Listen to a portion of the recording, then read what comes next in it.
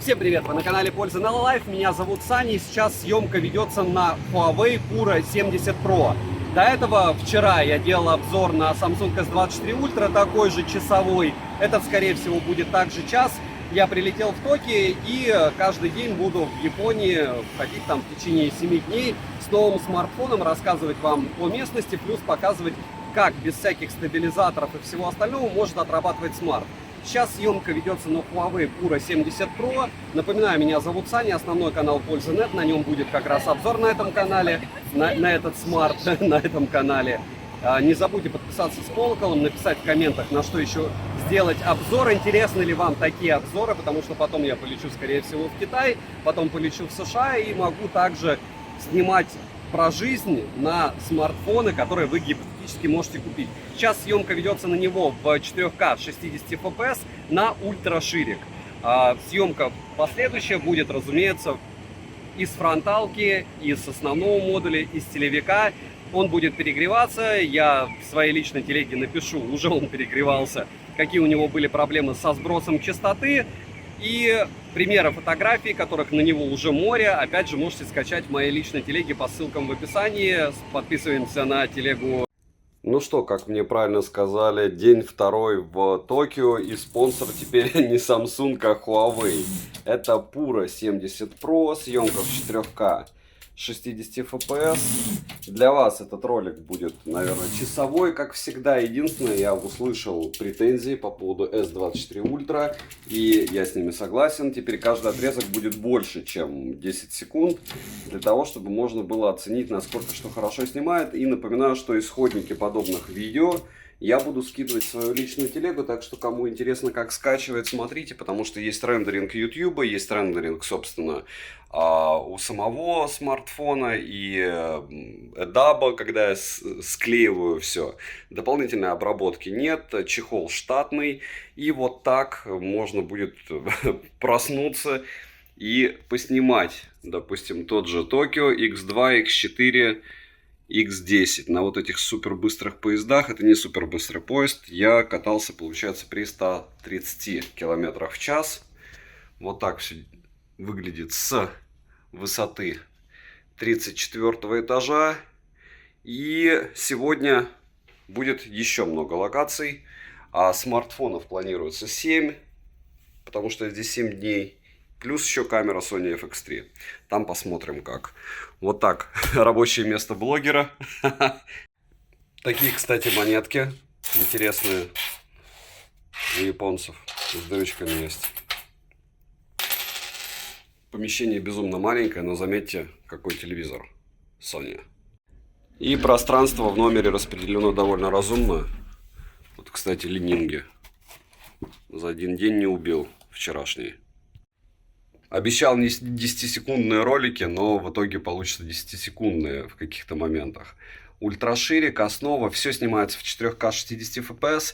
Напоминаю, что у Huawei, к сожалению, нет возможности переключить камеру на фронталку. И мой взгляд, это мой взгляд. Любые места хороши по-своему. Вот. Главное, как говорится, иногда какие виды. Пластик.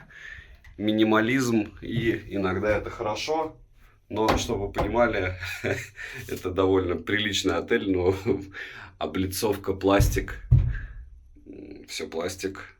В общем, морально надо быть готовым к тому, что будет все довольно скромненько, если вы привыкли даже к Турции какой-нибудь, если сюда поедете. Но на вот эту вот штуку я буду снимать не сегодня. Хотя уже фотографии наделал и уже погрузил. Вот. Но именно видео буду снимать не сегодня, потому что надо ходить со штативом. Все-таки без штатива на такую камеру снимать видео это неразумно. Кстати, кому интересно, как здесь отель все-таки обустроен. Довольно простой холодильник, довольно простой, получается, осушитель воздуха, очиститель. Я не понимаю, если честно, должен ли пользоваться постоялец этим делом. Специальная подставка под ваши сумки, брауновские часики. Ну и немного тайп-сишников, но выходов для зарядки всего 2. То есть всего зарядки 2 здесь. Ну что, как говорится, выходим. Смотрите, вот есть такие магнитики, чтобы вас не беспокоили. Или чтобы наоборот убрали комнату. И, кстати, не помню, где у меня ключи. Есть ключи.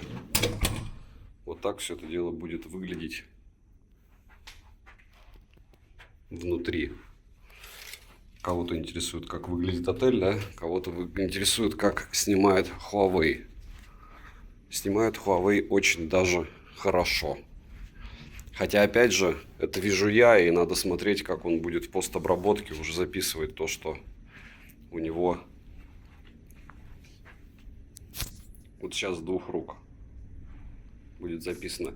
Возможно, я еще сделаю тесты с стабилизаторами, отдельные ролики, потому что, как правильно заметили, да, там 100 тысяч стоит смартфон, 50, 150, все равно он снимает по стабилизации не супер круто. Но это с одной стороны. С другой стороны, вы еще не видели, как Sony FX3 без стаба отрабатывает. Нужен везде стабилизатор пока. Либо один вариант. Разрешение, получается, увеличивается. Либо... То есть, когда увеличивают разрешение, стабилизация ухудшается. Допустим, если снимать в 1080p 60 fps почти на любой смартфон сейчас, и процессор вытягивает, и, соответственно, стаб тоже. Но у 4К 60 fps чуть другая история, ну и нагрузка, соответственно, другая на систему. Все. Завтрак. Так. И еда. Еда вот там. Еще немного. Не пишите мне по мельтешению, я же не могу здесь как оператор ходить. Вот вы, допустим, выйдете, плавно начнете ходить и пойдете есть. Допустим, с таким стандартным ваучером. Брестик. Вот так выглядит Брестик на ультраширик. Ну что, вот так при питании можно будет смотреть на Токио. Ну так, самое интересное — вода. Здесь кофе, чай. Я так подозреваю, вот кофе, чай и какая-то японская штука. Будет интереснее и подробнее. А, стоп. Чашечка.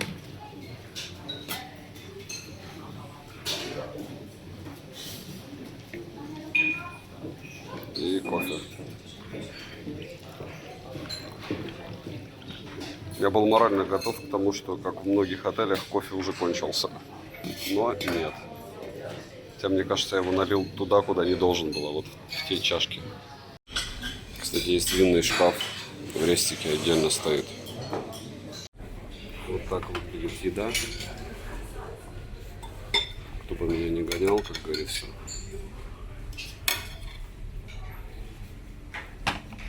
Ее выкладываете.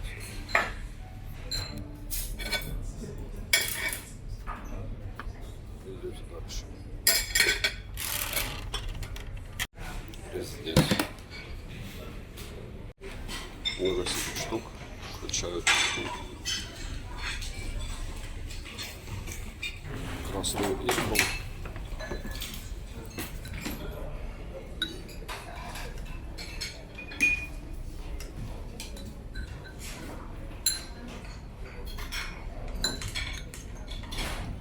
Мне кажется, если бы она у нас была, я помню, в Хилтоне была икра черная. Ее там не было за минуту, наверное. И здесь европейская еда. Штатные сыры. Кстати, орехи, арбузик, виноград и ананас. И соки. Кстати, с кофе. Премиум кофе Колумбия. А там какой был не премиум. Здесь десерта и салата. Вот как мне мельтешить, люди набирают еду. Не хочется им мешать. Учитывая, что вчера я объелся в Макдональдсе, вот такая вот еда выглядит довольно неплохо. Напоминает сразу Баку, там тоже был шведский стол, прям вау. И чем-то напоминает Рэдисон в Сочи, потому что там тоже была икра, но на икру все время была очередь, как и на шампанское. А здесь ее нет. И еще раз помню, что в подобных местах снимать довольно специфическая штука. Могут попросить, это раз, а два, не хочется мешать, потому что если вы правильно пишете, что как-то не громко, в Азии, в Японии конкретно не принято кричать. Если ты там в Таиланде кричишь, в Малайзии кричишь, в Сингапуре кричишь, здесь все тихо. Но вид, конечно, ультра шикарный на вокзал. Сидеть в рестике. Завтрак включен, кстати. X4, X10. Из интересных наблюдений, так же как в Сингапуре, здесь очень пожилой обслуживающий персонал встречается. Конкретно официанты, наверное, лет 85. То есть такая же история была в Сингапуре. Я был очень удивлен, но здесь это, по сути, тоже принято работать до упора. Ну, без поезда никуда.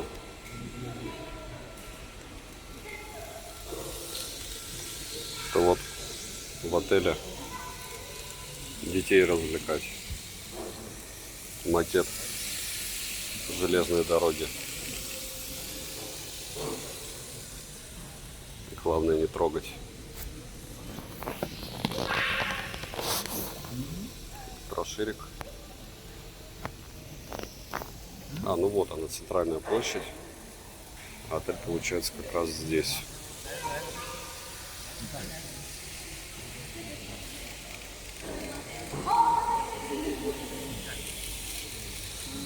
Заметьте, везде надпись «Please touch».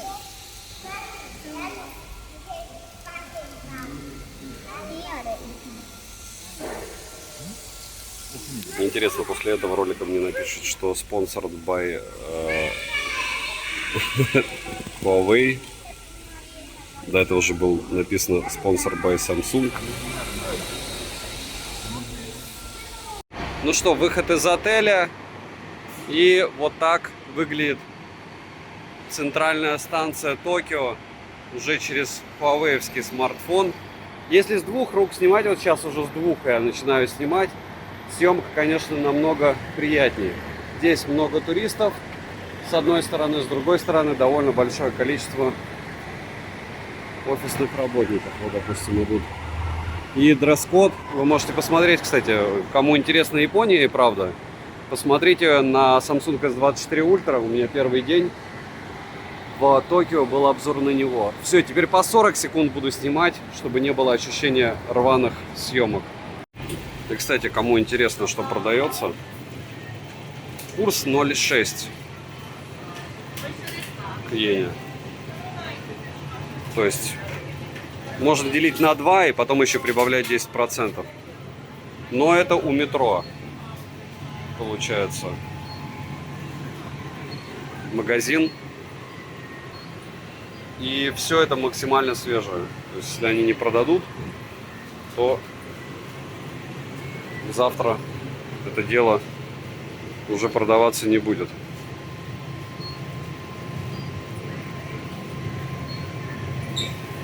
Чай, йогурты. Кстати, надо, да, поподробнее прям походить, поснимать. Но молочка стоит космос, конечно, 100 рублей за йогурт. Но опять же, снова, это дорогой магазин. Вот, угадайте, что здесь, да, продается. Прямо в магазине, вместе с зонтиками рядом. X4 сигареты стоят космос. Вот эти всякие суши X1 и готовая еда. Вот она, кстати, стоит адекватных денег. Это учитывайте, что я прям как на московском вокзале. и все это супер свежее.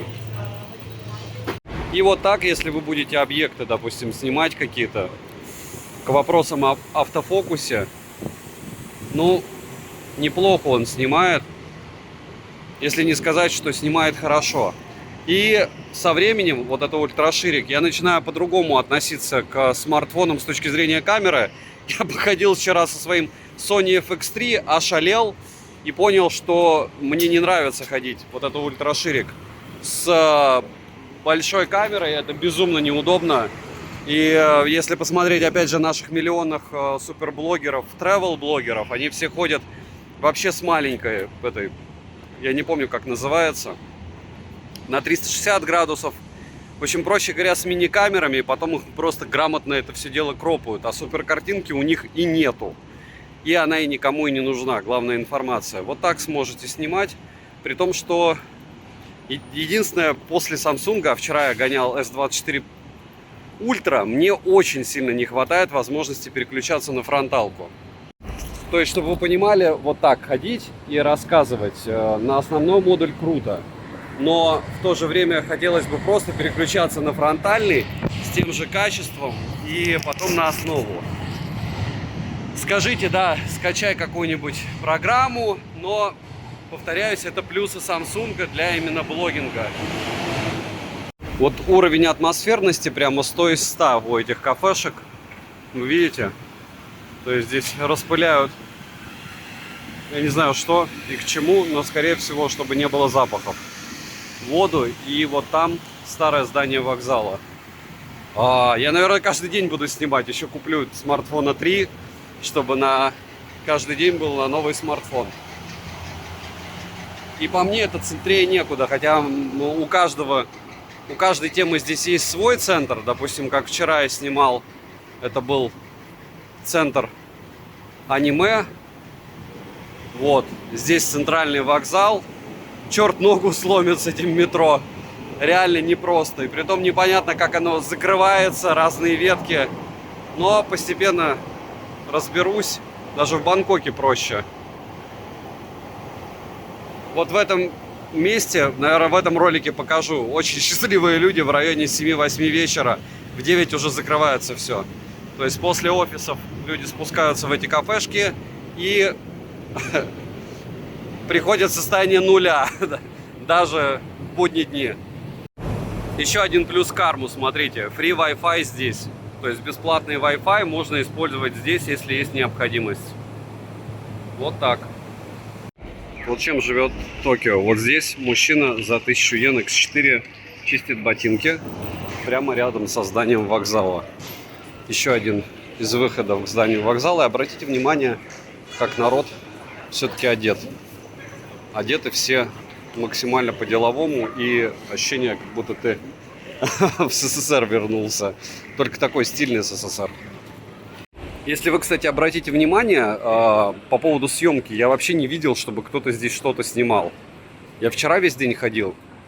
У одного пацана видел смартфон. Кстати, какие смартфоны? Прошлый ролик показывал iPhone. Это Samsung. И в основном здесь были iPhone, X4 было. Сейчас ультраширик. Это площадь, которую вы видели, когда я снимал из окна.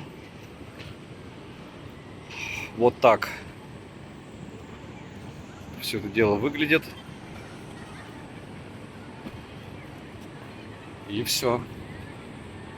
Ультраширик. Смотрите. Water Cooling System. То есть, если вы хотите охладить свои ноги, вы можете пройти здесь и охладиться. Разумеется, без обуви. Ультраширик. И немного фронталки в этих же эпичных видах. Помню ваши требования, просьбы. Это 0.8, Ultra Wild и X1. Буду стараться снимать кусками не по 10 секунд. 500 раз за ролик скажу. Все буду обучаться. Единственное, стабилизатор я в следующий отпуск буду использовать. Хотя нечестно так со стабилизатором, понимаете? Вы же должны понимать, что когда ты достаешь стабилизатор, это уже можно камеру таскать с собой прям. Со стабом можно таскать Z10VE и будет такая же история. Потому что тебе один черт таскать стабилизатор. И со стабом можно GoPro таскать, вообще что угодно. Ну, в общем, это уже не про суперкомфорт.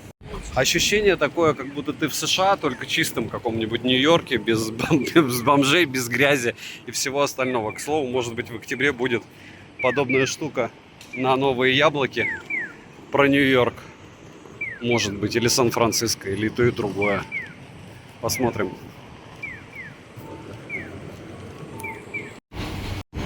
Я, кстати, смотрю, что хотя по минуте съемка, но в то же время все равно он как-то сбрасывает даже разрешение, не то что FPS. Надеюсь, что вам картинка нравится, но помните, что вам она нравится в первую очередь, потому что вы смотрите на виды, на Японию, а не потому, что смартфон суперски снимает. Здесь любой смартфон, какой бы я ни взял в руки, если вам интересно конкретно данная местность, вам бы было все неплохо. Сейчас мы идем с вами в Императорский сад.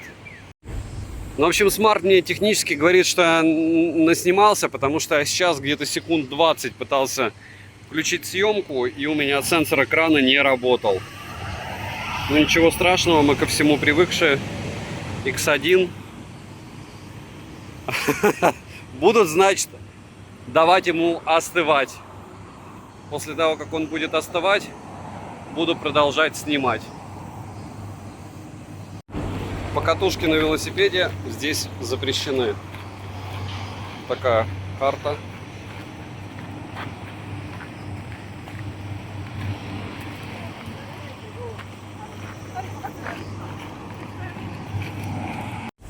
В общем, чуть-чуть продолжаю. Почему? Потому что не для того, чтобы рассказать вам о автофокусе. Вот у меня волшебный смартфон. Гуляю с ним полчаса. Сожрал он у меня уже 25% заряда. Ну и ладно, что он сожрал. Но сейчас я попытался пофотографировать. И мне понадобилось снимать чехол, ждать минуты 2. Вот самы, кстати. Здесь любят они самов. И после этого он начал фоткать. Ну, это как-то бесит. При том, что, опять же, сейчас я вам покажу. Насчет жары мне говорят, там, в Тае жарко. Ну вот, рубашка. Я даже не вспотел. Я даже не вспотел. Не вспотел. То есть, реально, здесь не так дико жарко. Ну, то есть, обычная летняя погода. Никакого там обливания потом, никаких 45 градусов. Все равно Huawei не вывозит. Почему? Потому что... Ладно. Какая разница? Главное, вы должны знать, что это возможно. Вот такие кафешки. Общественные туалеты в Варламово видели 500 тысяч раз, какие они крутые. Мне кажется, у него половина обзора всегда это туалет. Я когда пытался у него понять, что мне посмотреть, так и не понял. Проще говоря, если вы приедете в центр Токио, вы всегда сможете где-то час-полтора гулять по парку. Притом, кстати, в Старбаксе здесь стандартные цены. Никаких там супер каких-то космических ценников нету. Гулять по этому парку 2 часа в день как нечего. Очень даже просто. Прямо в центре города. И мне вспоминаются сразу Филиппины. Посмотрите, ну обзоров Филиппин таких не было, но надо было и делать с Манилой. Что у них фонтаны работали, хотя страна безумно бедная. Это, кстати, Starbucks. А у Японии 3 балденных фонтана, день, лето, конец июля, и они отключены. И вот тот фонтанчик, кстати, тоже. 12 часов, основной модуль, смотрите, как классно выглядит. И ощущение номер 2, как, кстати, во всей Азии, ну ладно, там в Бангкоке везде ты эти мусорки видишь. У каждой кафешки. Во Вьетнаме, по-моему, такая же беда была. Нет мусорок. То есть я второй день хожу как дурак и таскаю с собой мусор, потому что нужно искать туалеты общественные, туда уже бежать, выбрасывать мусор. А так мусорок отдельно нету. И может вы не поняли, здесь просто очуменно. То есть, если говорить о... Вот эта питьевая вода. О том, чтобы я не говорил, чтобы не рассказывал, Япония прям очень... Токио очень круто выглядит. Ну, так же, как кто-то, если приедет в Москву или Петербург и будет ходить по Невскому, и будет ходить по Красной площади, у него будут такие же ощущения. Вот напишите, вам нравится концепция, что все пытаются постоянно снимать туалеты. Вот туалет. Я не знаю, почему супер-мега пиар того, что здесь кабинки.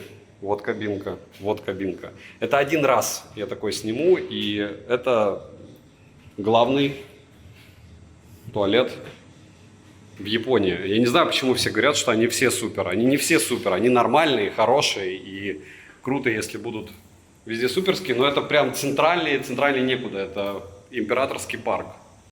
Вы видели? Please take garbage at home. То есть даже здесь нельзя выбросить мусор.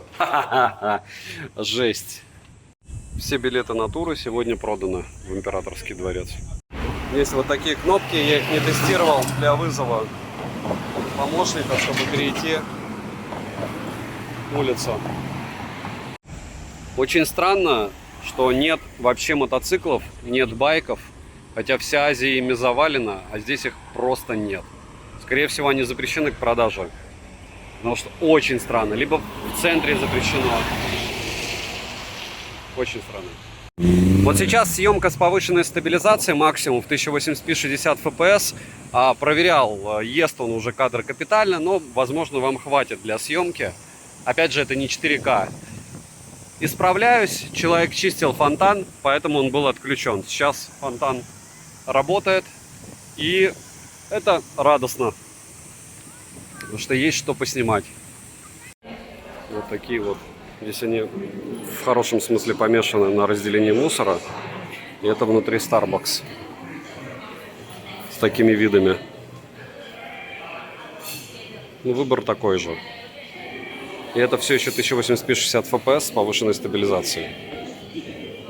Так, фронталка 4К 60 fps. И вот обратите внимание на счет. 1680 йен. Умножаем на 0,6. Это 600 плюс аннутрированно еще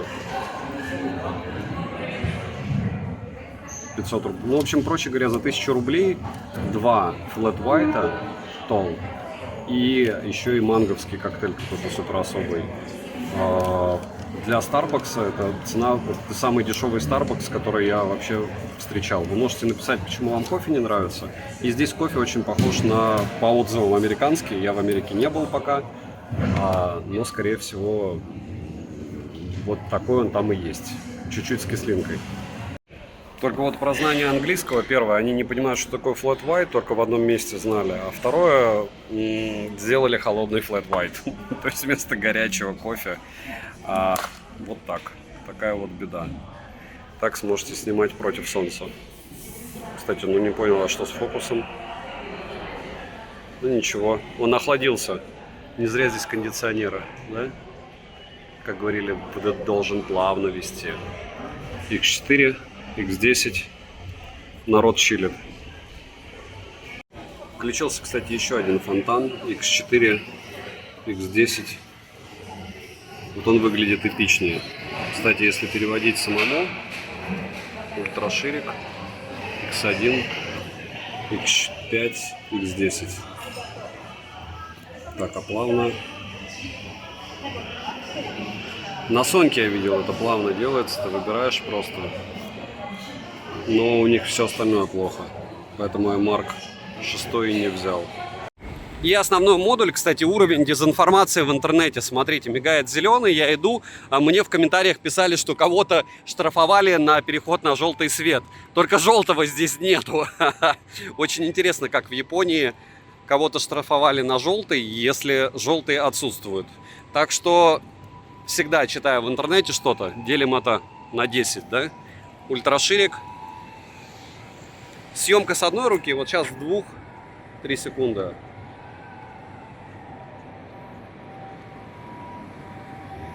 Центр.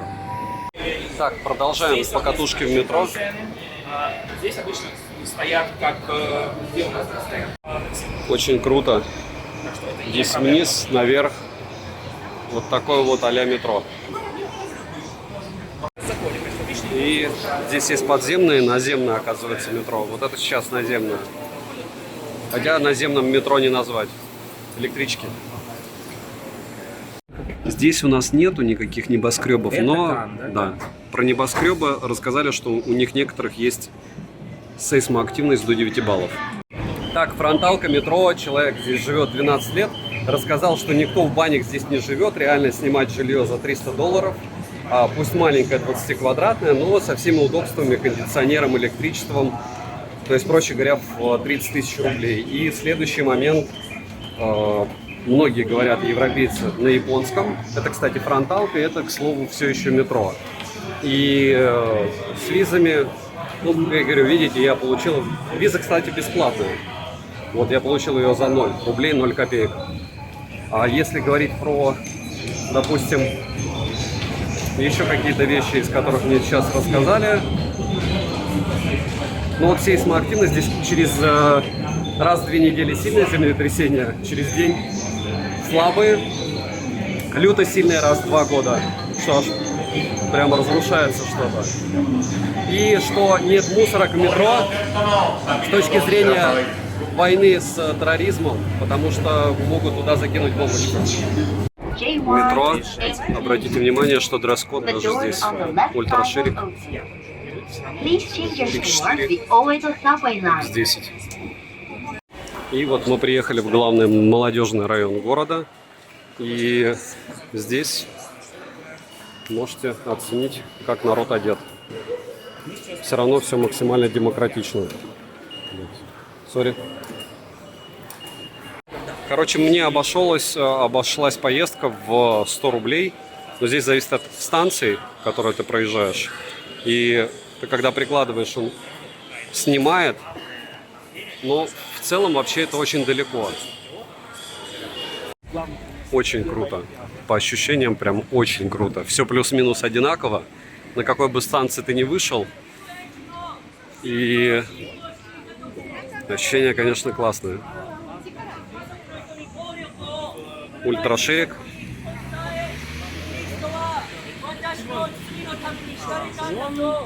Пользуется своим правом. Чтобы вы понимали, этот человек ходит и по-японски рассказывает про то, что верьте в Христа. То есть это православный священник технически. Ну или как минимум активист. Вот так. Ультраширик. Тем не менее, ну, в другом месте не стоит, конечно. Ультраширик, здесь храм Мэйзи, он дарован был императором городу, и никаких билетов здесь покупать не надо. Выглядит так, как выглядел примерно лет последних 50-60.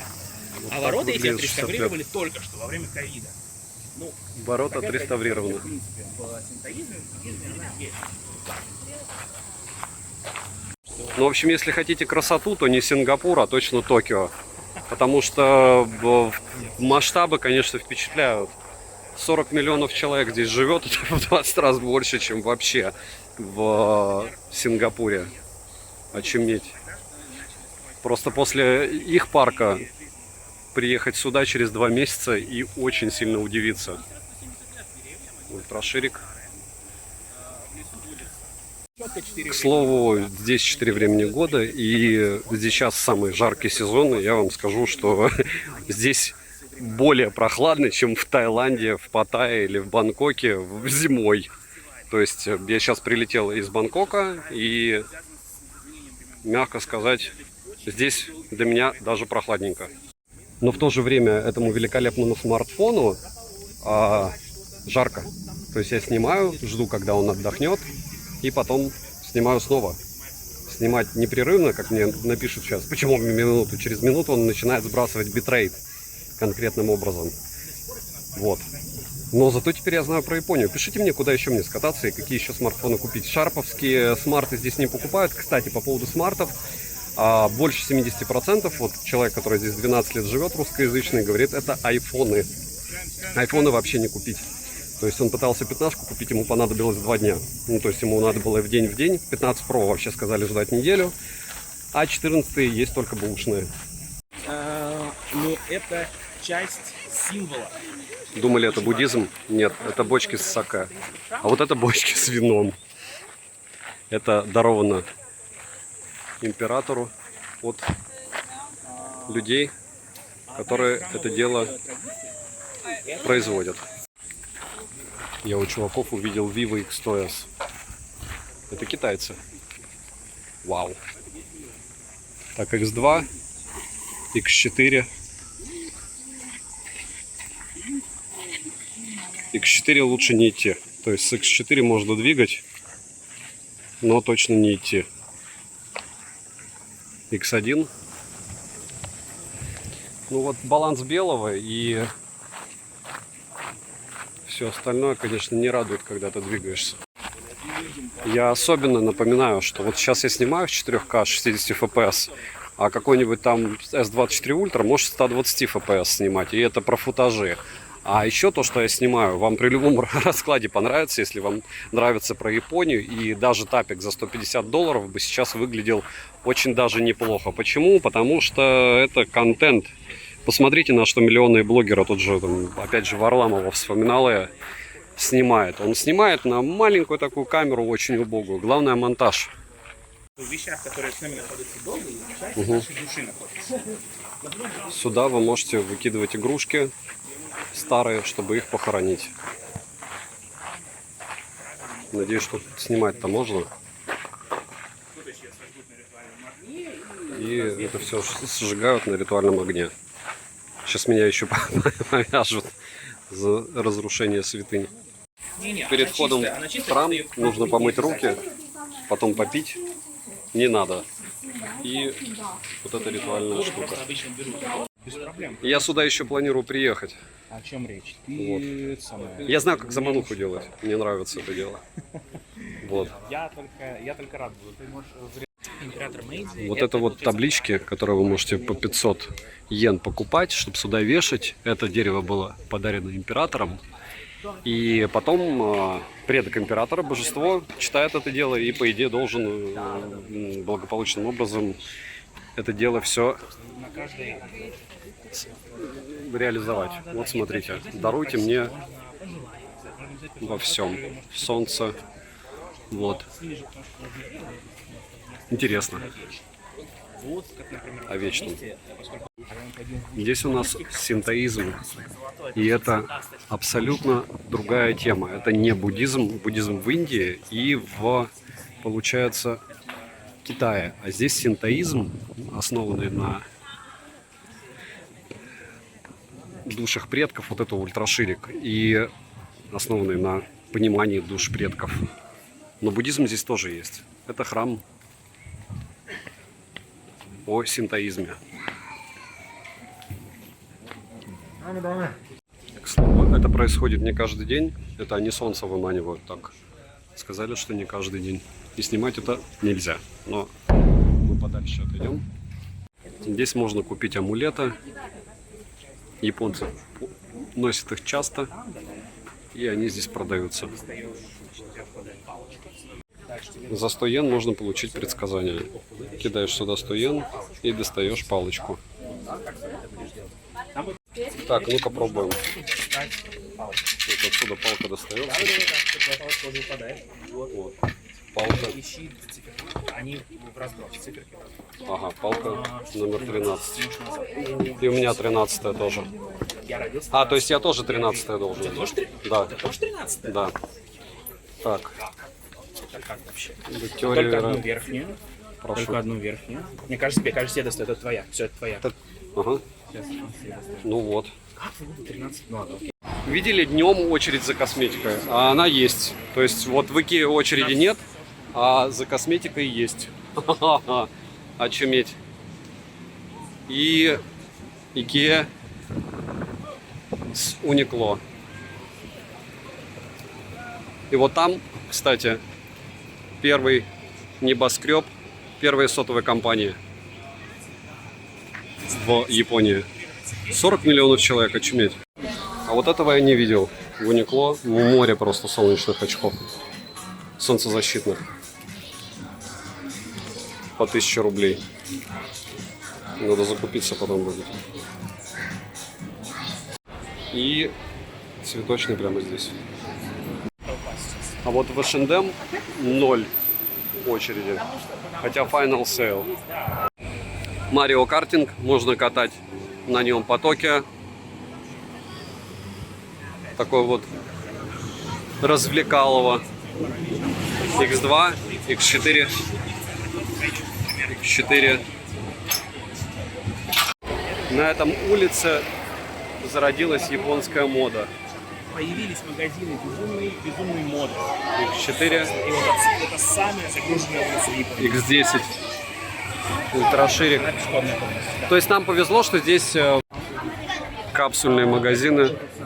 Это чтобы получать Ну, в смысле, это кисельно. игрушки. И Дайса. Они прикольные. Вот это фотокабинки. Да, фоткабинки. Русское слово. Фоткабинки.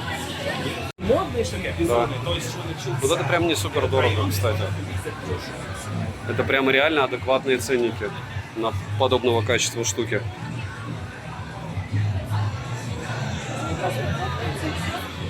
Там можно И вот такие вот handmade. Я тебе приготовлю рыбу. Вот она, Япония. Нет, самое обидное, что здесь реально дешево. Дешевле, чем в Питере. Даже 2 года назад, не говоря, чем сейчас. Лотерея. Прям вообще все по морю. Тут ты можешь...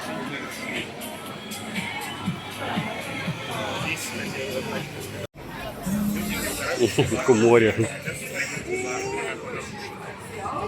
И здесь менее улыбчивая, конечно, страна, чем Тай. Но зато косметики меньше на народе. 70% туристов Японии это японцы, и 95% населения Японии это этнические японцы. Вот так. 4К 60 FPS. Если искали гитару или любой из музыкальных инструментов, можно сюда доехать и очень сильно удивиться. И брендовые магазины. ГЭС — это уже взрослая мода. Адики и остальные прелести. Заметил такую вещь, что вторые сутки уже хожу и видел всего один раз полицейскую машину. Ну и полицейских видел только, получается, в храме в центре, на входе. Распродажа. Вот такой вот сейл. Непонятно кого, правда. Но народу интересно. Прям конкретно. Наверное, это модно. Улица, на которой мы сейчас вышли, Ультраширик. это улица Омотесандо. Это одна из 2 улиц с самым большим количеством бутиков. И, соответственно, здесь везде, во всем стараются Больше всего бутиков. полагаться на дизайн. Хотя все довольно странно выглядит. Ну, посмотрите, давайте, супер медленно на основном. Между ними даже делят дизайн. Здание, поэтому верхняя часть с парком, На основном. она задизайна одним и тем же. Часть этих же, да. О, Там Хока. там другая художница, которая работает в совсем другом стиле. В принципе, Давайте супер медленно. 3, 5, 4, X4, не, но не на земле. Да, это X2, X1. по меркам японцев. Смерть деревьев. Да, я X1. Вот Хока. Ну, кстати, на 0.6, если умножать, учитывая, что это новинки, очень даже лояльненько. Очень даже лояльненько. Топули хоковские. Я таких не видел. За 5000 рублей.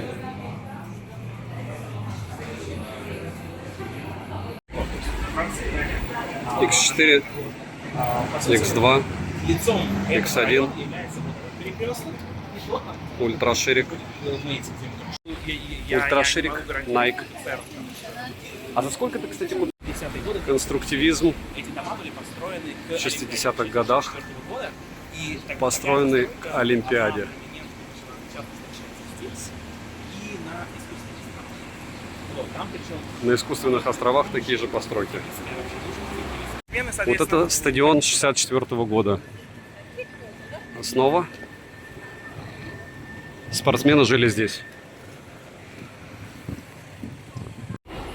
24 часа здесь можно держать свои вещи. Заметьте, что почти все пустые.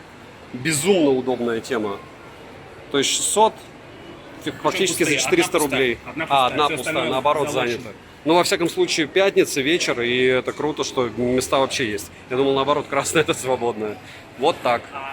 Лучше вот такую карточку купить и не ходить вот так вот, не кидать.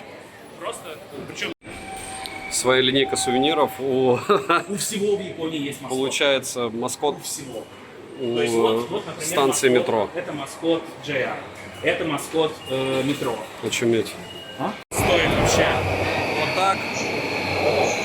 На ультраширик рядом с поездом, если стоять. Основа, X2, X4, X10. Ультраширик. Здесь нет Месяц отпусков. Вот так вот Допустим, айфоны. Shibuya, Почти у всех. JY, Старые, новые. the doors on the right side will open. Продолжение эксперимента со смартами. Обращайте внимание, iPhone.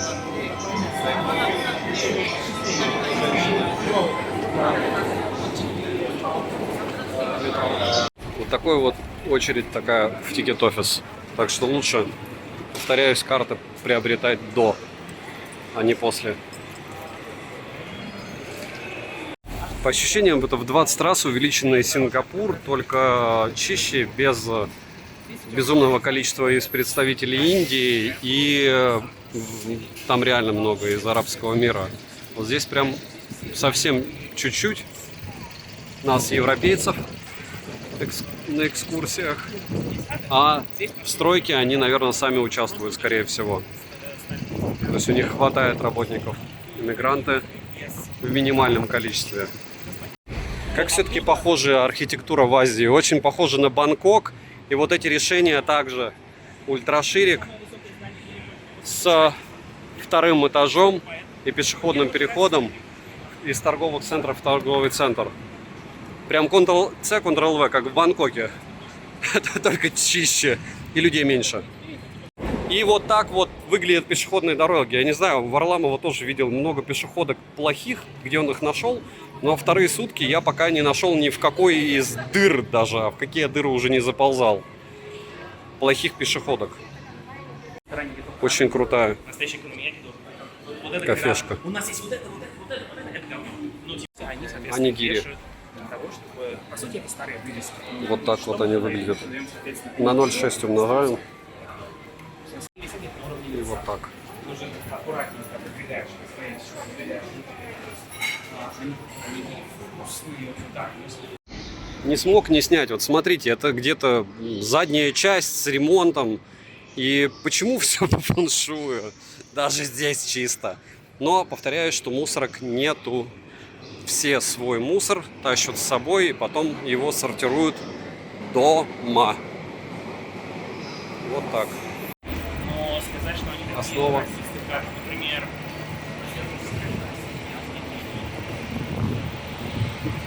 ну, скажем, Что же, самый людный перекресток в мире. И вот так можете здесь снимать народ.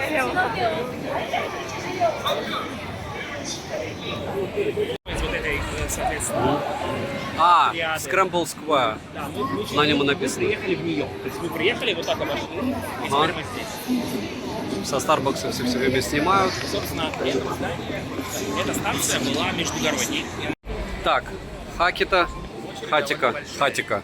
Эта собака и правда ждала профессора Токиевского университета. И вот здесь продают сувениры с Хатика. И рассказывают историю про это дело. Это я и YouTube. Даже с замедлением. Вот такие люди разные. Ну, заметьте. Ультраширик. Просто никогда. Вот. X2, X4, Тут обычно вот просто не пройти. X1, Я не знаю. Возможно, X4, объявляли, что будет X10. Первое место в Азии, где началась диджитал реклама. начало дизайна рекламы Вайфа. То есть, знаешь, реклама здесь была что такое? Была просто вывеска на X4, началось это здесь 60-е годы, X2, когда весь мир X1. приехал и увидел, что Япония уже в 21 веке. С опережением технологий, что сейчас выглядит норм. Вот так вот. Не супер современно. Все это дело выглядит. Здания остались за нашей спиной. Вообще интересно. Столько людей. И ждали бурю, поэтому здесь никого нет. Обычно здесь людей намного больше. Супер большой магазин манги. Сори за нарушение горизонта. Downstairs. Вниз. Надеюсь, здесь. Ого-го. Ого-го. Сори. Это все вниз. Что, еще дальше? Да, еще дальше. Сколько этажей внутрь, интересно. Без еды. Но игрушек море. Здесь уже лояльные цены. Ага, лояльные. 6500, 20 тысяч. Не шутя. И манго. Что-то они как-то еще дороже, чем в прошлом, вчерашнем. Давайте-ка медленно поснимаю. Так говорят, слишком мельтешу. Так, допустим. Ага, вы видите? Они все упакованные. Смотри. Security камера.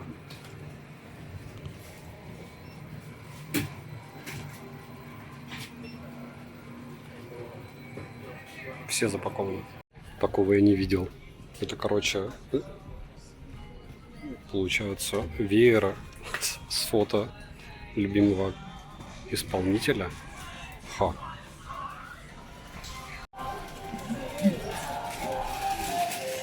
Такие вот игрушки.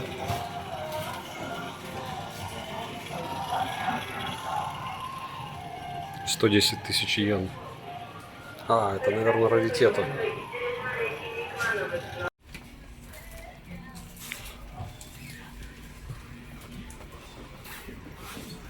Как же дорого. Манго. Манго, к слову, это, в общем, вплоть до того, что я сейчас спросил, штука, в которой могут рассказывать какие-то рабочие моменты, там из разряда журнал о рыбалке, но в игровой форме. Многие покупают гонконгские игрушки, потому что здесь они выглядят выгодно. Покупать их выгодно. Как я далек от этого. Такие штуки везде на случай землетрясения во всех лифтах. 4К 60 FPS. Съемка с одной руки, с двух уже. И вот такие улочки здесь в огромном количестве. С бешеным количеством кафешек и всего остального. Но повторяю, что цены по мне очень лояльные. 0,6. То есть умножайте на 0,6 и получаете ценники. Это считайте прям центр. В центре некуда. И по идее здесь дорого. То есть много очень мест, где дешевле. Трехэтажная Зара. Здесь, кстати, не бывает распродаж, но реально Зара сама по себе дешевле, чем тайская намного. Очень много народу ходит с чемоданами, я обратил внимание. Сейчас не снимаю их, но их прям море. И прикол в том, что они носят с собой одежду для того, чтобы переодеваться. То есть они живут нормально в каком-то месте, но с собой таскают, допустим, после работы переодеться в какую-то одежду, чтобы пойти на вечеринку. Еще немного фронталки с источниками освещения. Вот сюда мы шли часа полтора, чтобы поесть. Вот так получается. Вы садитесь и питаетесь. Таких много очень. Нам предлагают по-английски, я сказал, нет, давайте. И вот такая вот еда. То есть, чтобы ты понимал, на японском это меню выглядит вот так. Здесь, в принципе, все написано, все понятно, картинки не нужны, но я поэтому попросил то меню для вас. Сашка, ты уже знаешь, что туда входит? Тебе как бы и не надо. Сразу с колоритным скином. Это не стоковое. Смотрите, какие колонки здесь стоят. Менюха. Powerbank. Powerbank, да. Ну, подождем. Надеюсь, что будет. Вот в таком состоянии здесь кондиционеры. Как говорится, если хотите поесть, лучше не смотреть. Вот так выглядит холодный чай жасминовый. В таких кружках. Вот так готовят Помните, еду. мне с вами сходить в казино? Да, мы не играем, поэтому выигрываем. Так. Вот так готовят еду. Как это называется правильно? Поко? Окономияки. Thank you.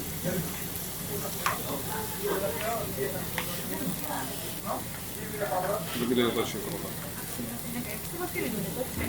あ、わかりました。そうなんですか。 И еще шпинат. どれぐらい滞在するんですか。 Сколько вы прямо будете в Японии? Это соба. Это Якимас это жарить. Окономияки, яки соба. Значит, что что-то жарить. вообще по факту это просто лапша с мясом. あ、本当ですか。今日は一日目何日間いるん 4. ですか。 まあ、 1. Так, берем. В еда. принципе, ну, я обычно более глубокую нам давали, но раз здесь дают такую, то давайте такую. Красно 3 порции, здесь Накидывается сюда, потом заправляется. вот, сколько помещается, а потом можно себе Расширик. доложить. Все. И теперь это такимас. X1, Горячая, X2. Приятного аппетита. これですか。 Ну все, это дело готово. Соевый соус, лук, зелень и немного сахара. Там яйцо и капуста и получается сифуд. Счет 3. Раз, два, три. Давай. И вот сейчас разрезаем мы. Как эта штука еще раз? Окономияки. Окономияки. Окономияки. Японская пицца ее многие называют. Японская Сами японцы пицца. тоже говорят. Да, Нихонно пицца. Ну, окономияки. Нас интересует больше, как это все выглядит. Правильное название окономияки. Лучше бы Варламов про это снимал, чем про туалеты. Туалеты – это важная тема, я здесь с тобой не согласен. Но я тут смотрю... Не во с точки время зрения еды. Чувака. Ну да, желательно. Да, желательно не во время еды. Все, разбираем. Я всегда думал, что здесь безумная давка в метро. Вот смотрите, час пик практически, 5:40, и людей нету. И понятно, это не самая большая станция, но вы можете погуглить, это в центре. Просто на других я станциях тоже не видел много людей. Ну, достаточное количество просто транспорта.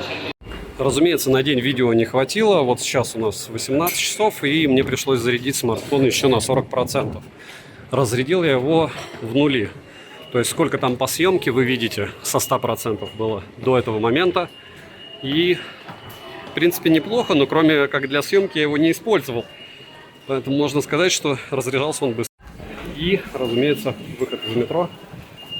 Стандартно вот так прикладываешь карту, списывают иены, и ты идешь. Различные Рапонги, все посольства всех стран. много посольств здесь, ультраширик. Английское посольство находится прямо напротив центра.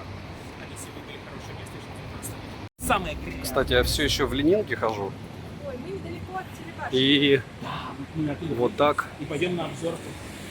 можно снимать в 6 часов вечера в Токио. Да, мы О, полицейская машина, вау.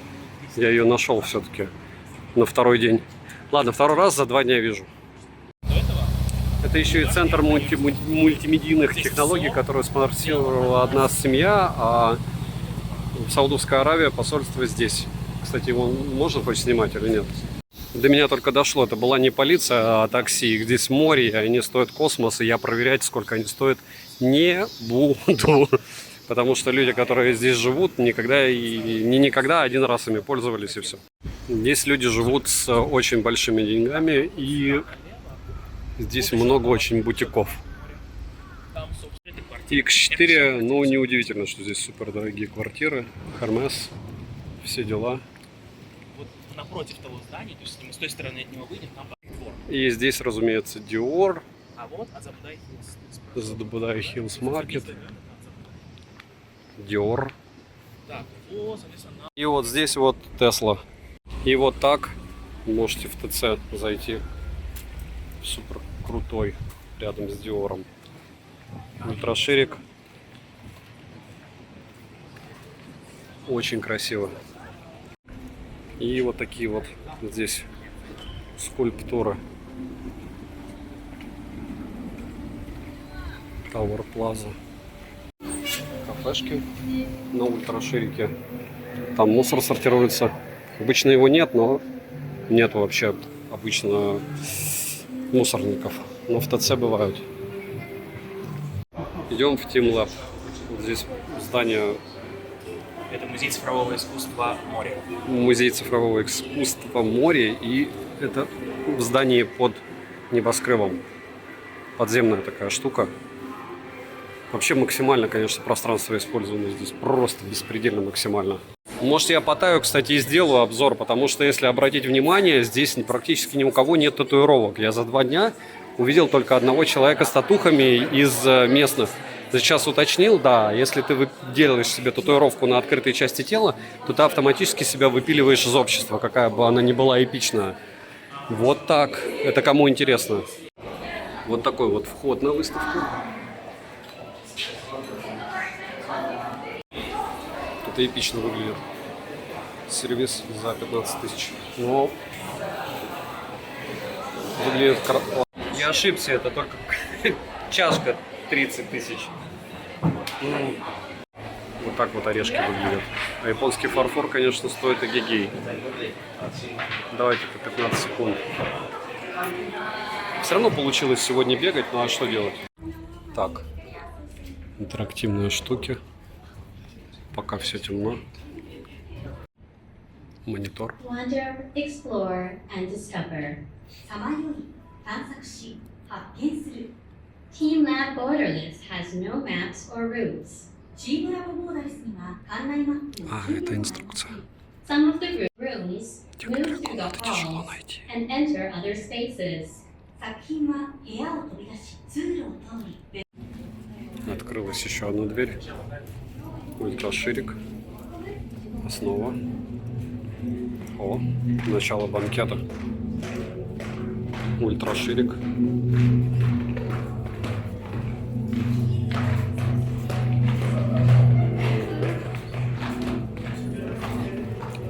Давайте пишите, интересно вам такое. И вот эти штуки, они периодически меняются. Очень похоже на экспозиции в Бангкоке Ван Гога. Примерно такая же штука была. Тоже супер высокие потолки. Только единственное, со сторисами. Основа. Опа.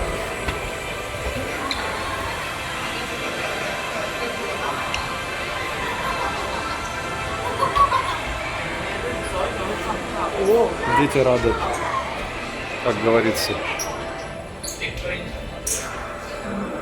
Как сказали, многие комнаты тяжело найти. То есть здесь все сделано так, чтобы ты бегал как по лабиринту.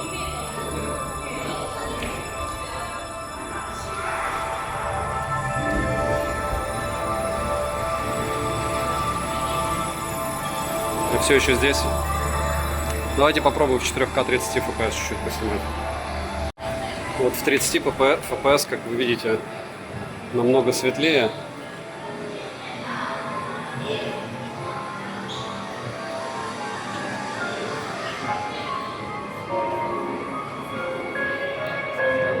Туда заходить нельзя, скорее всего.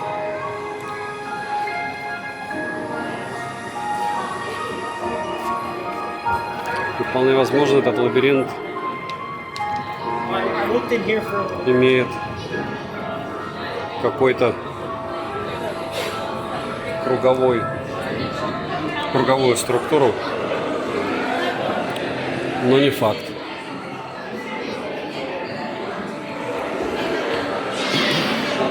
Почему народ там стоит, интересно, в очереди? Там какая-то странная экспозиция. Ага. Третий рисунок.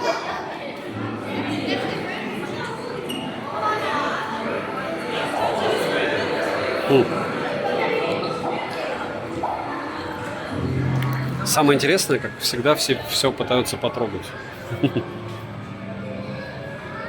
По-моему, я шел здесь. Да.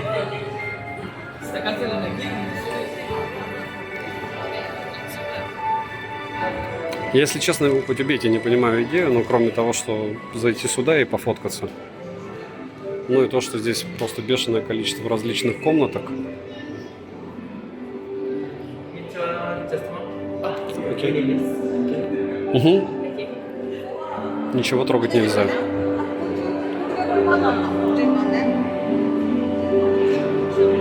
Ага, я понял, в чем прикол. Здесь оптическая иллюзия, что вообще не видно, где что.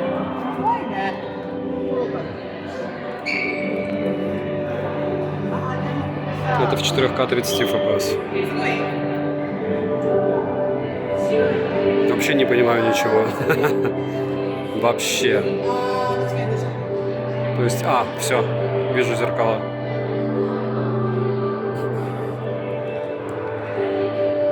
Вот вверх.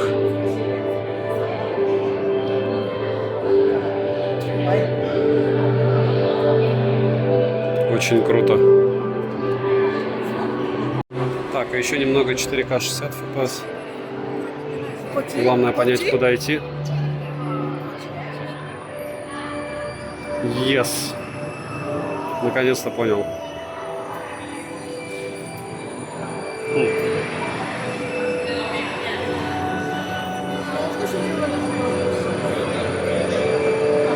Здесь тоже объем, конечно, вау. А здесь зеркало. Вот она, оптическая иллюзия. Ультраширик. Очень круто выглядит.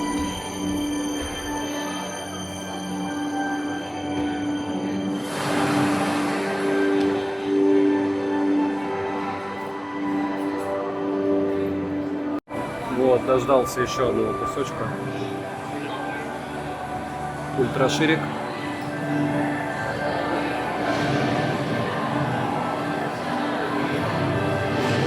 Вот они, оптические иллюзии. Главное сделать много зеркал, и все. Все будет очень круто. Такое вы видели? Artwork Space.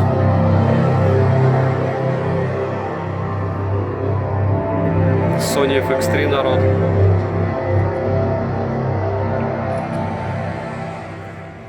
Это ультраширик был, это основа. Ждем.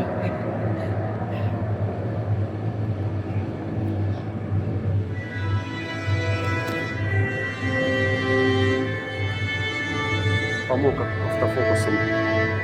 Автофокус не справлялся. Ультраширик.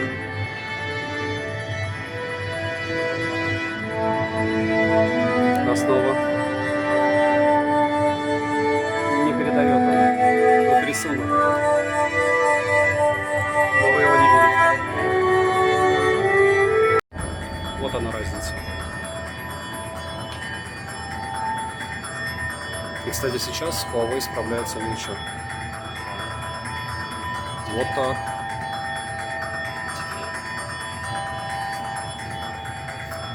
Одинаково.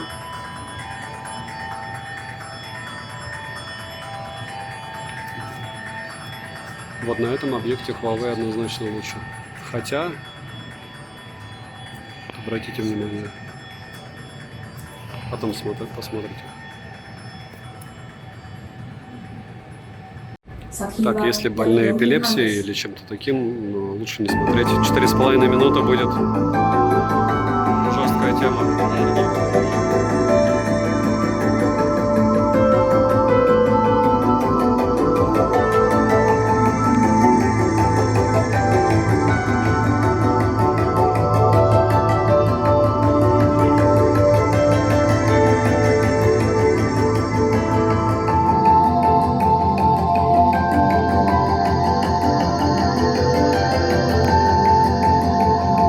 Ультраширики.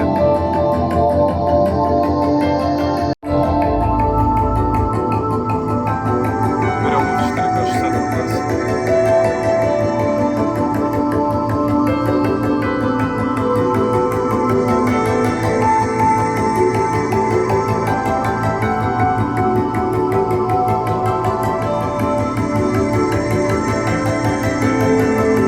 Ультраширики.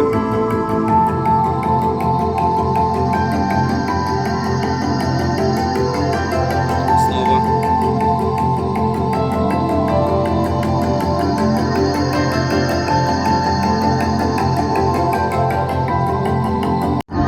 Немного такого же на фронталку. 4К 60 FPS.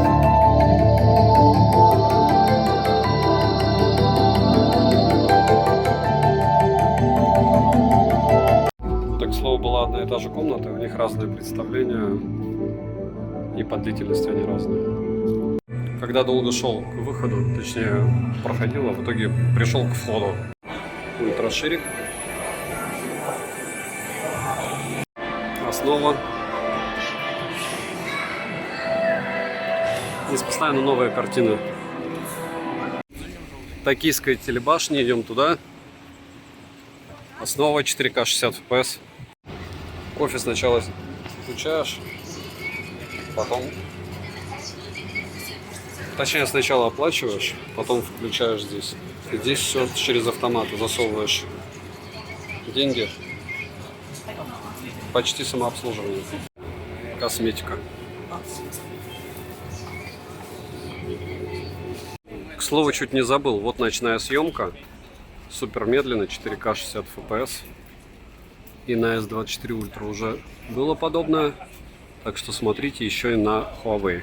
Могу сделать какую-нибудь ночную еще съемку. Это, конечно, не Москва, но ультраширик основа. 30 минут, 300 йен. То есть час 600 йен, 400 рублей в час парковка здесь. И все эти башни принадлежат, вот видите, море, море, море, море. Одному владельцу. Это семья Моря. Обычно это дело оранжевое, но сегодня, так как начинается Олимпиада, они во флаге, цвета флага Франции подсветили. Оранжевая Эйфелевая башня, только японская. Вот такая красота в супердорогих ресторанах. Вот так внутри код этой башни. Эйфелева башня, только по-японски.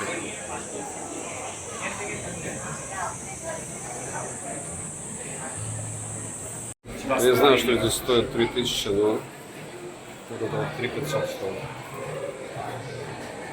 История создания этой башни. Не было даже небоскребов здесь вокруг никаких. И вот так вы сможете башню снимать. Здесь локация популярная. Сюда народ приходит и фотографирует полностью. Вот на ультраширик, допустим. Вот так это. На башню, если Вот здесь где-то. Здесь, во-первых, супер дорогой ресторан. Да. И вот там народ стоит в очереди, чтобы делать фотку на, получается, башню. Как я далек от всего этого. Инстаграм-спот. Вон там они внутри сидят, чтобы сфотографироваться. А очередь для этой фотки. Очуметь. Лифт. お待たせいたしました。まもなくメインデッキ2階へ到着いたします。トップデッキツアーへご参加のお客様は、右手側トップデッキゲートまでお進みください。Ну вот и вход на башню. И сразу, как всегда, The Sky магазин. Мы еще выше пойдем. Телефон опять разрядился. Очень, ну, опять же, от съемки разряжается все быстро. Но Huawei не особо долго держат, потому что они начинают перегреваться. И либо ты долго... В общем, не буду, ладно. Вот давайте понаслаждаемся просто видом. И все. Ультраширик. Основа. Давайте с двух рук. И везде пофотографирую. Исходники, повторяюсь, у меня будут в личке. Так. Но я иду не в ту сторону. Как всегда. Почему я, как всегда, иду не туда? Так народ везде фотографируется.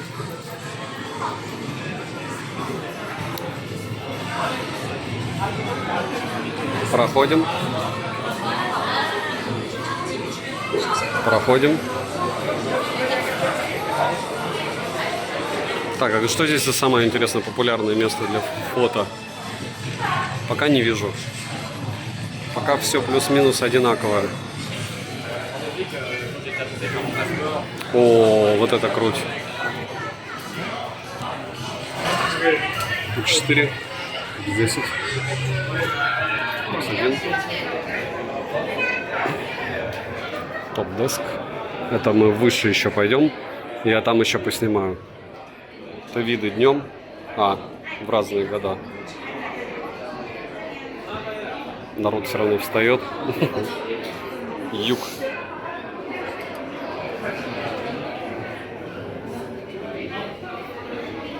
Юг и... вот. Топ-деск Gain. То есть это наверх.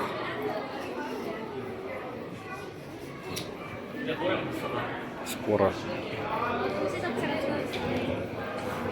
поедем супер высоко.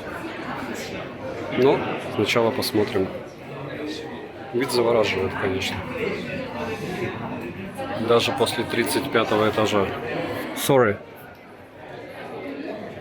Вот. Какой-то очень плотный город. Расширик. И снова. И вот, да, здесь самое плотное. Потому что здесь больше всего небоскребов. Ниже этажом тоже что-то есть. Но еще есть еще один флор, который я вам покажу. А вот здесь, если кто-то вдруг окажется в Японии, на этаж ниже почти никого нет. Есть туалет, есть вот такая вот дырень. Страшно, жесть. И вот такие вкусы. Так, а теперь ширик. Я, кстати, ходил уже сюда, пока не падал. Народ проверяет свои нервы, делает фотки. Я на подобной штуке уже стоял, кружочек уже записывал. Вот так. О, free Wi-Fi. Кафешка. Вот эти вот штуки прикольные. Только вы видите, к сожалению, на ультраширике лабутень, а вот если на основу, то уже что-то подобное. Кстати, когда я сравнивал с яблоком по съемке на всяких диодах, иногда Huawei выигрывал. Хотя вот в сложных композициях он чаще проигрывал. Но, опять же, сравнивайте сами и смотрите сами. Опа. Это вниз, по down elevator. И те, кто уже накатался.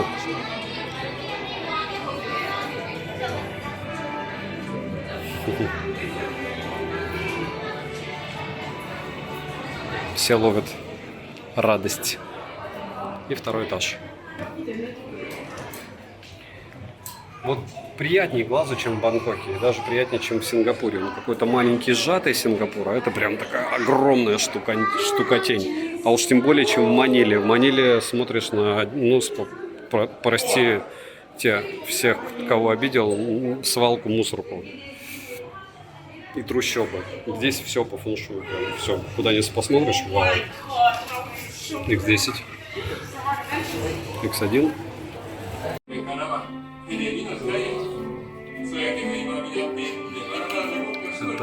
Это следующий лифт тесный, без красот.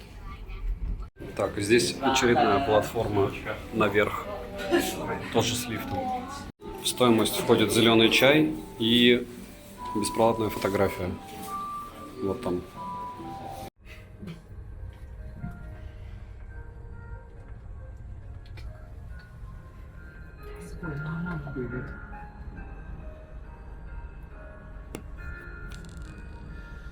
この先一度エレベーターが揺れます。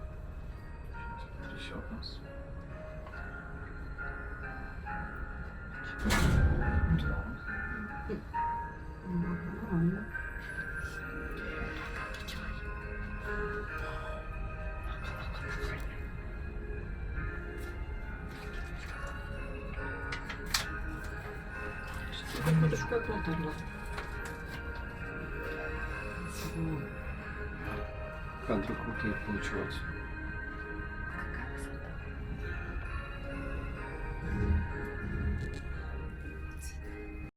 Ну что, 4К 60 FPS, 250 метров высота. 250 метров. Huawei пока еще не загнулся. Но здесь уже такие перекрытия серьезные. Здесь не пройти насквозь. И ощущение, что тебя качает. Либо небольшое есть.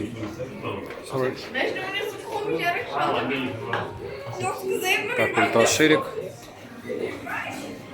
Лифт вниз.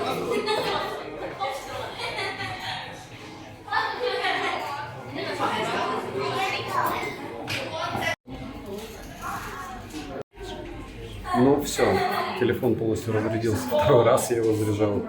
И это 4К 60 FPS, фронталка, 250 метров. Вот это здесь самое красивое X2, X4 и X10. Мост.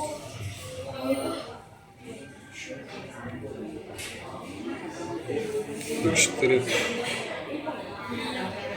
X2. X1. Ультраширик. Успел еще раз зарядить, и будет вот здесь реставрация. Самое веселое место. Это, кстати, институт высоких технологий. Вот это вот весь небоскреб. Как Газпром. Вот здесь уже залипалово интересных мест. Попробуем пройти. Это одно из самых классных. Это один из еще инстаграм-спотов Токио. Инстаграм-спот. Это переулок воспоминаний называется. Ультраширик. Здесь надо следить за кошельками. Блин, я думал, ты прав. И еще немного. Видеоблог. Все еще. Что-то мне напоминает определенные места во Вьетнаме и определенные места в Таиланде. Прям очень сильно напоминает.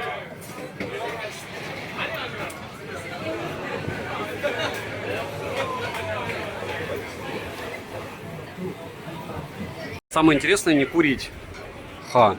Прикиньте. То есть курить здесь нельзя.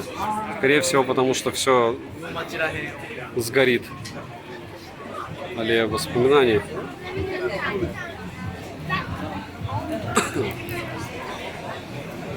И вот так на фронталку это будет выглядеть. Хотя, по идее... Еще раз. Фронталка. 60 FPS.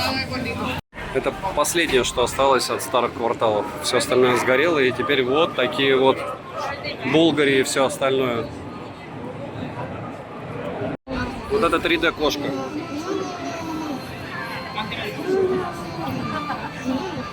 Вы видите 3D? Оно есть.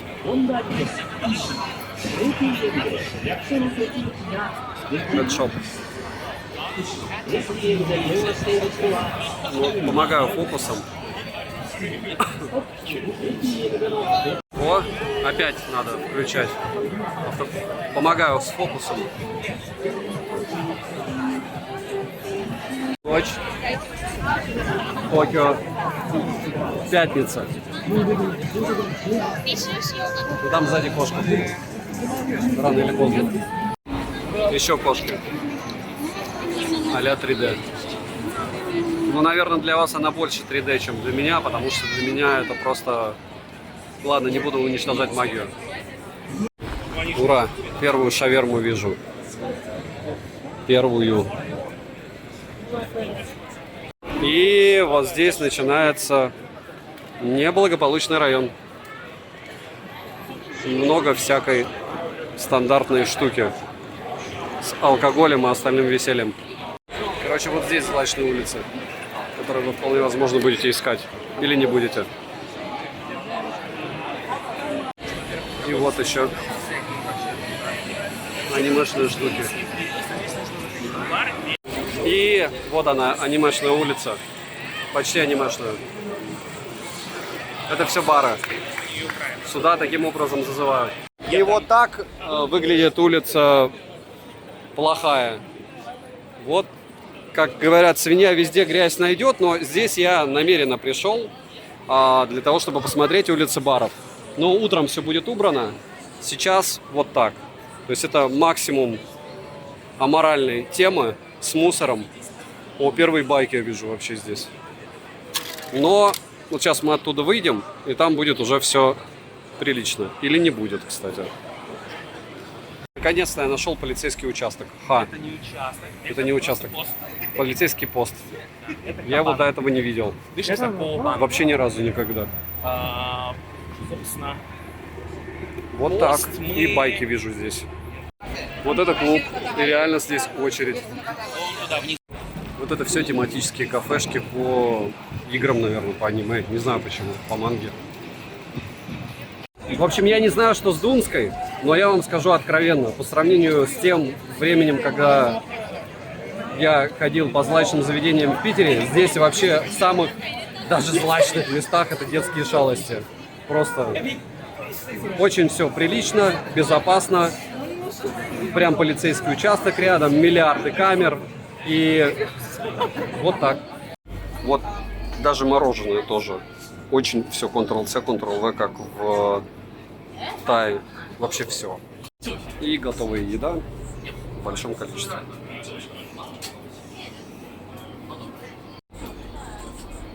Ультраширик. Еда. Допустим, вот эта лапша. Сколько она выходит? Черт его знает. Ультраширик. Из этого я погибну. Но это ни в коем случае не брать. Наконец-то. А вот это я не понял. Для печени, наверное. Вот это самый грязный район.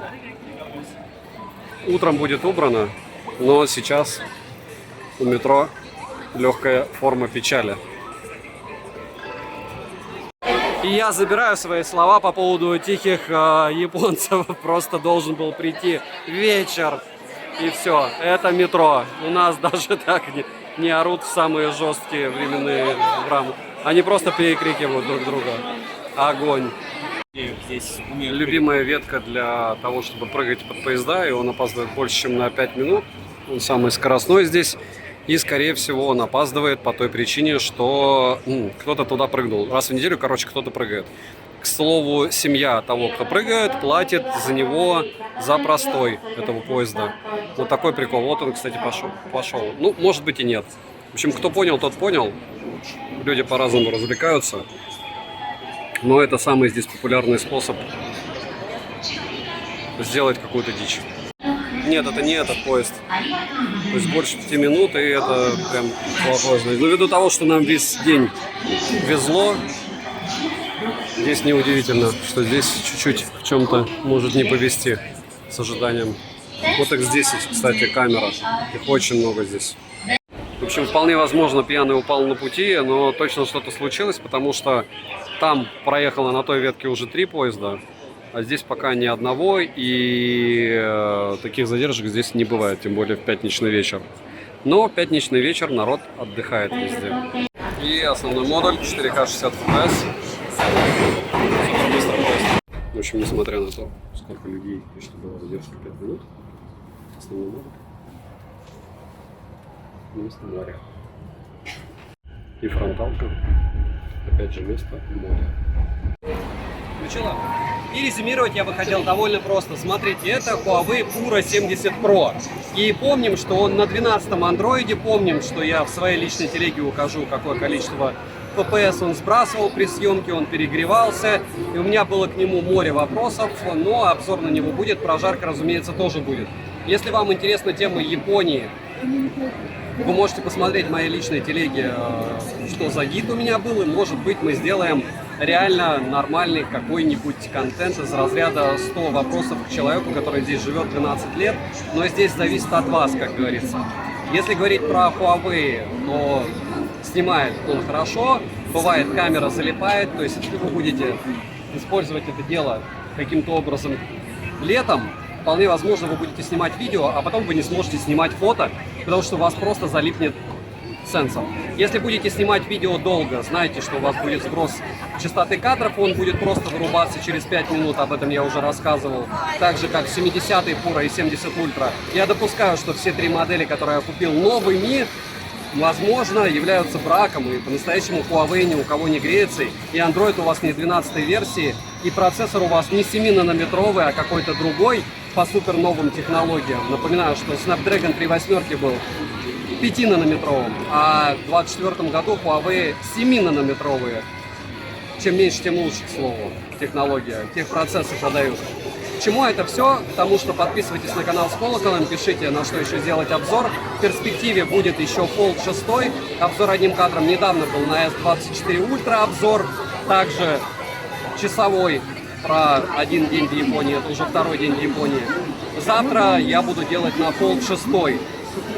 Потом буду делать на iPhone, потом делать буду на Sony FX3, ну и дальше посмотрим. Подписывайтесь на канал с колоколом, добра и удачи вам, дорогие друзья.